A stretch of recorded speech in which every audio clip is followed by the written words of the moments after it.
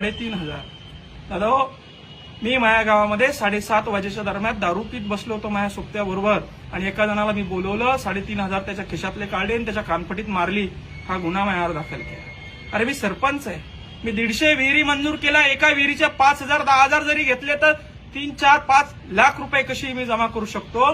3,500 रुपयासाठी मी एखाद्याच्या कानपटीत मारेल आणि याने कुठेही तक्रार केली नाही. आज मोबाईल आहे लोकांकडे, याने कुठेही व्हिडिओ काढला नाही. असे खोटे जाब घेऊन, आणि हा जाब कशाच्या आधारावर दिलाय?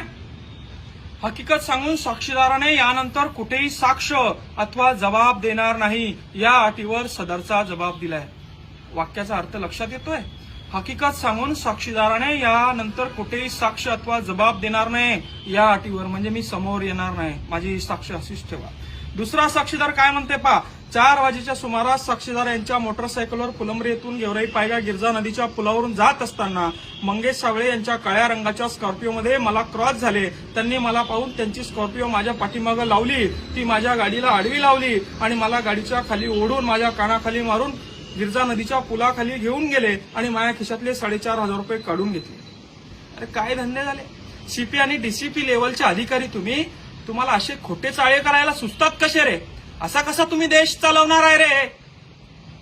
असं जर खोटे बयान घेऊन तुम्ही देश चालवणार असाल तर धिक्कार आहे की मी या ठिकाणी जन्माला आलो. छत्रपती शिवाजी महाराजांचा, डॉक्टर बाबासाहेब आंबेडकरांचं संविधान असलेला हा महाराष्ट्र, आणि या महाराष्ट्रामध्ये पवार सीपी सारखे, अतुलकर डीसीपी सारखे अधिकारी जर राजकीय नेत्यांचं ऐकून माझ्यासारख्यावर तडीपाराची कारवाई करत असेल, 2-2 वर्ष मला या जिल्ह्यातून लोकांपासून तोडण्याचं काम करत असेल, तर याला महाराष्ट्राचे मुख्यमंत्री आणि गृहमंत्री आणि यांचं कुठला एक संभाजीनगरमधला व्यक्ती आहे जो यांना सपोर्ट करतोय आणि मला त्याला आमदार व्हायचंय म्हणून मला या जिल्ह्यातून पळवून लावण्याचं काम करतोय. मी त्यांना एकच सांगू इच्छितो, बाबा असं केलं ना तुम्ही आमदार होणार नाही. मंगेश सावळीची नाळ ही जनतेशी जोडलेली आहे. जमिनीतून, शेतीच्या मातीतून उगलेला मी नेतृत्व आहे. मला 2 वर्ष काय 10 वर्ष जरी तरीपार केलं, तुम्ही मला आवाज उचलू देणार नसाल, शिक्षणावर बोलू देणार नसाल, गोरगरीब कष्टकऱ्यांसोबत बोलू देणार नसाल, त्यांचे कामं करू देणार नसाल, तर या जेनजीनं करायचं काय? या तरुण पिढीनं करायचं काय?